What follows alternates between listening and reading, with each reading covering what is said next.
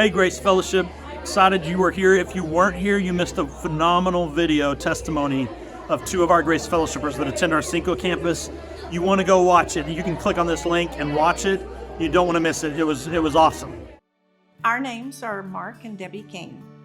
We have 4 children among the 2 of us, Ryan, Colby, and Jonathan, and then ours is Shelby. We've been in Grace Fellowship since 1999. We became official members in April of 2000. We've been to several churches in the area, and Grace was kind of our last stop and final stop. Just knew this is where we belong.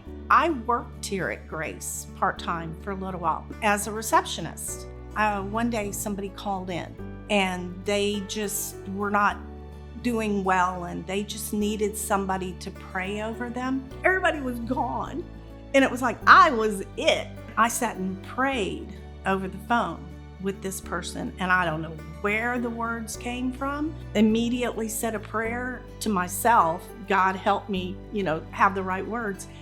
And afterwards she said, "That was awesome. It was perfect. Thank you so much." Kind of smiled, took a deep breath, and then I immediately called Mark and was going, "Oh my gosh, you won't believe what I just did." Ever since then, been quite the prayer warrior. It means something when somebody says, "Will you pray for me?" and you stop right then and pray for them. One story that comes to mind, and I believe that it was based upon our faith that we came to know and grow here at Grace, was back when Mark got laid off.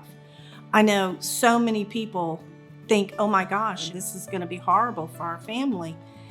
And we prayed. I don't even say we were struggling because I looked at it as this was a test. How are you going to react? We kept asking God, you show us, you provide for us. Scared to death to being blessed beyond our wildest dreams. It brought us closer together. And I think it brought us closer together with the kids too, because it helped us to see what was important. I believe that making room for grace is important to continue to reach out to the lost. We started the campaign to build our first sanctuary, which is now the students. When we had our dedication Sunday on the mansion about we're going to bring our commitment cards for the building campaign and the amount that we were going to pledge, I brought it to the prayer altar and ended up committing to double than what I had planned. And it was just a small still voice said, do it. When I look at the student building today, I just get a really warm feeling about how God used us and this body of this church to build that building. I know that in the walls of that building, behind the bricks, are notes. When it was built, they were actually put inside the building, but that was our first real sanctuary. It gets exciting because it's like, well, if that happened, what's going to happen now?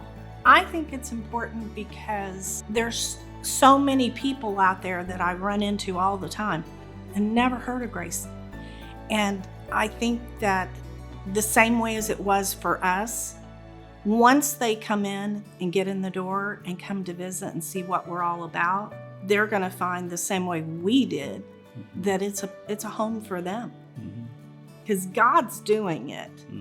We're just all showing up.